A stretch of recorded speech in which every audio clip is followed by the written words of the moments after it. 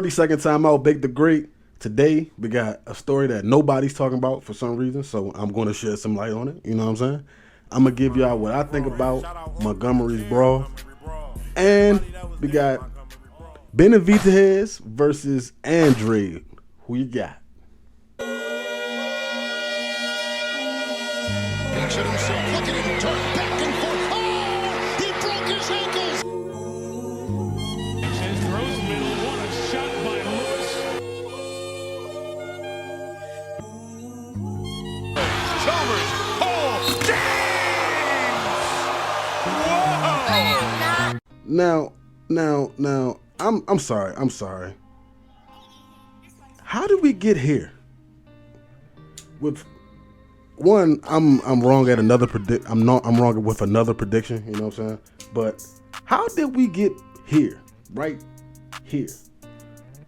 You know what I'm saying? It started graduate, because those are some accomplishments you can aspire to, you will never accomplish. You have never accomplished anything. Years of life, I'm better at life than you. Okay. So all right, that's fair. Let's now, stay. It turns out that Richard Sherman, according to reports, is the new host for Undisputed. Richard Sherman. For 50 to 100 shows, they're going to be debating just NFL, you know, which is kind of a fall off for Skip Bayless, which kind of tells me you're also going to try to get another rotation of people in, you know what I'm saying?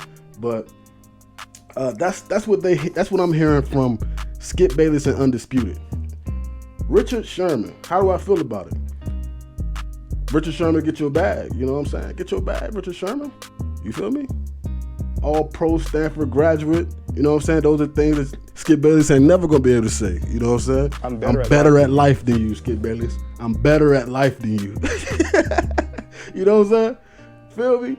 But just don't forget what you there for, bro. It's a stepping stone, you know what I'm saying, to get your shit out, to get your name out there, just like Shannon Sharp got his name out there. It's a stepping stool, you feel me?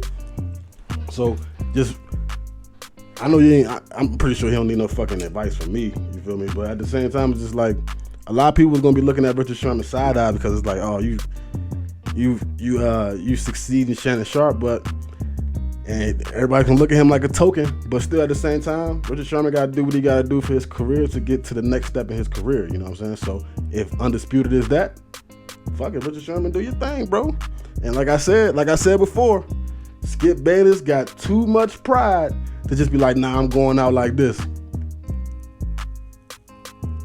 I told you, Skip Bayless is going to come up with something, and I don't think it's going to be great TV, you know what I'm saying? I don't envision it being the best. Two people that just don't like each other. I wonder how that's going to mesh on camera. But we'll see.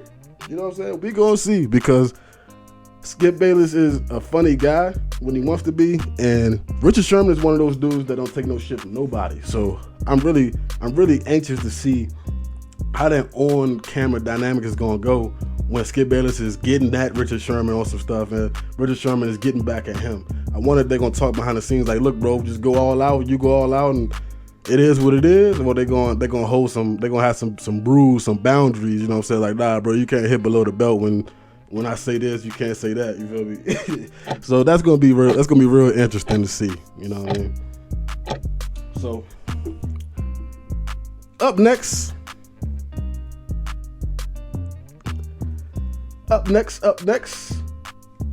we got this lackluster fight that I didn't even realize was going on. You know what I'm saying? I didn't even know this fight was going on.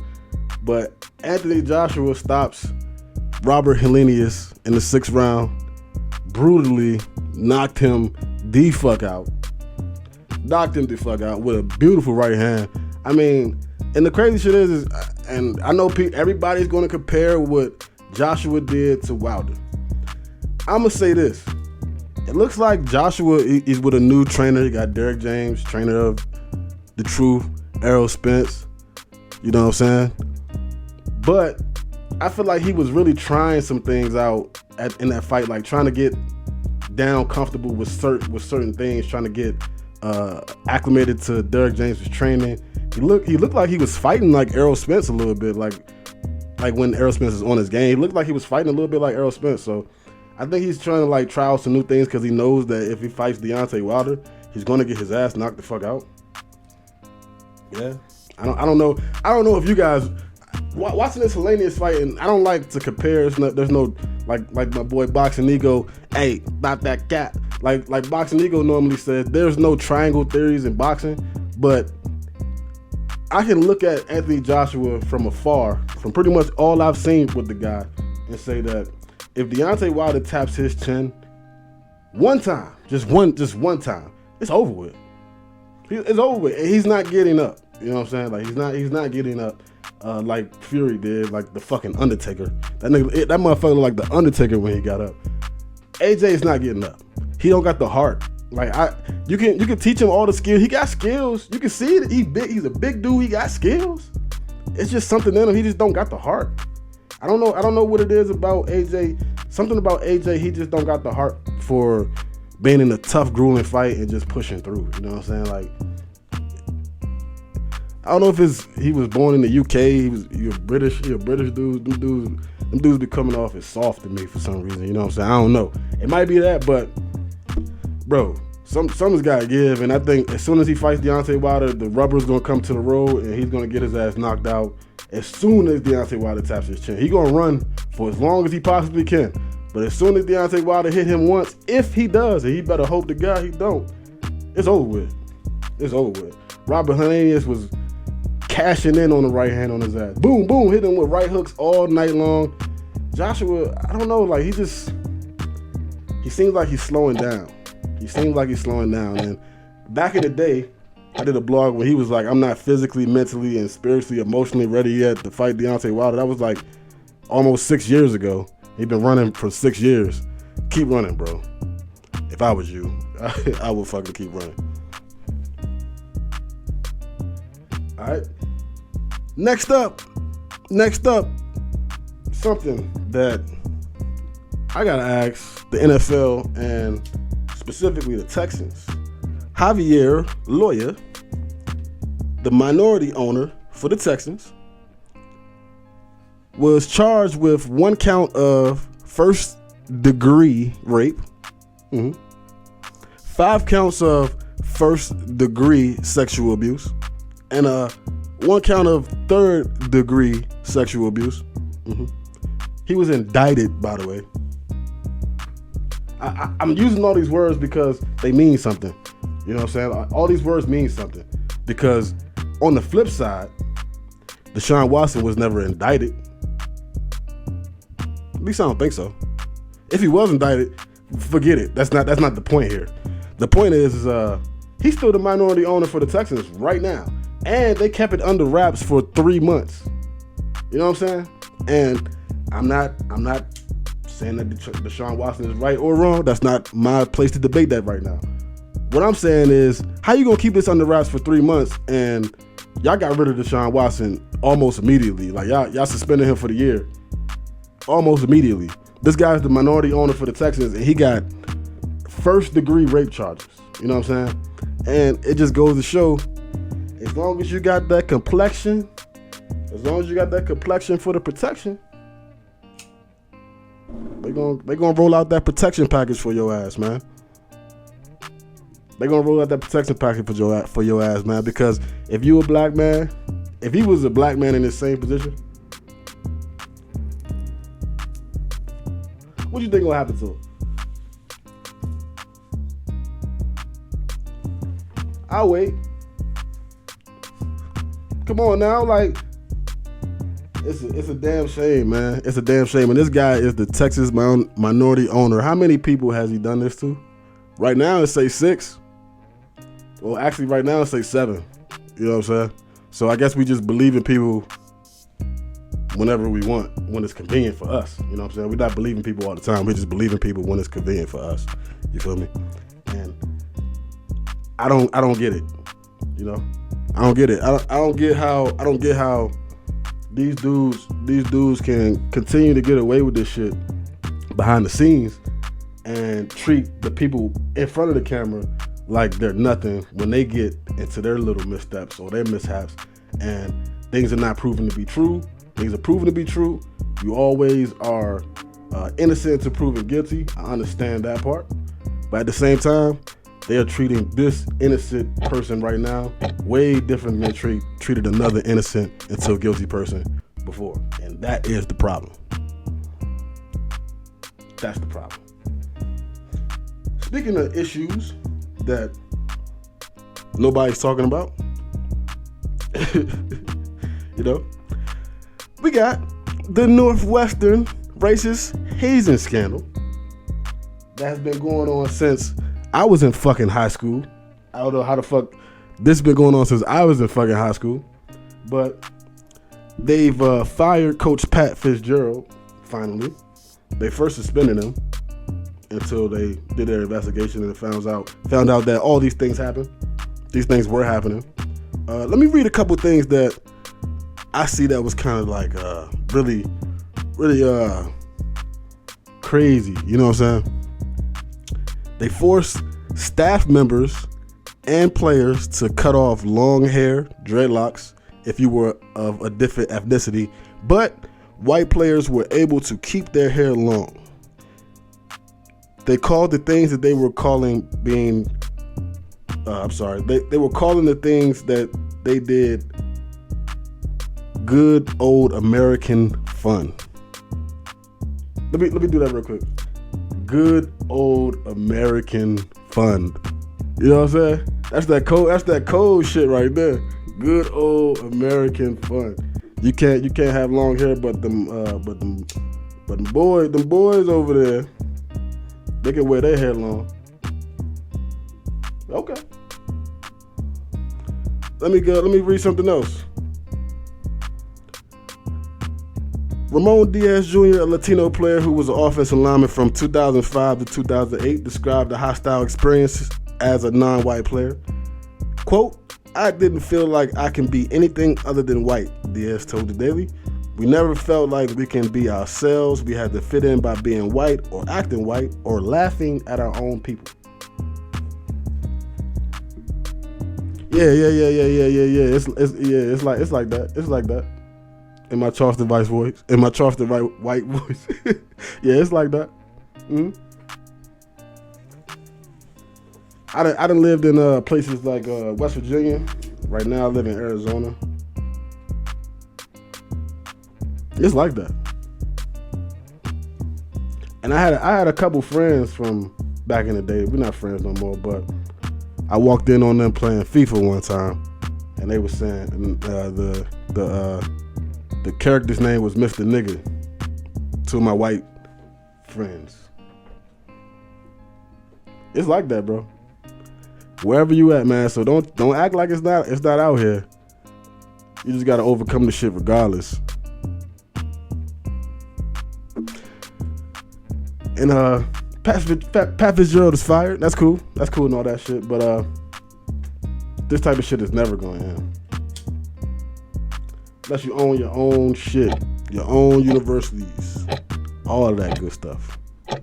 My company Dual Focus has partnered with Everfit to create the Dual Focus Trainer app. Now in this app, customers can see exactly what they need to be doing for that week, count their calories, tracking their steps, macros, and menu, and what they're supposed to be eating for that day and week. Now, when you go into there, you can also send me a message if you have anything that you need to ask me straight up, and it comes straight to my phone and I can answer as soon as possible. And thanks to Everfit, I've been able to work wherever I am on the road, no matter what place I am. If I'm on vacation, I can track your macros. It allows me to track your weight programs, what exercises work, what don't, so I can progress and regress your exercises as need fit whenever I want to, wherever I'm at, on the spot. So look, man, it don't matter if you're a skinny kid trying to get jacked and more confident, or you're a fat guy trying to lose that weight and keep up with their kids as you get through old age and not have to go through high blood pressure, diabetes, and strokes and everything like that. Get the Dual Focus Trainer app. Click the link in the description and you get 50% off for your first month.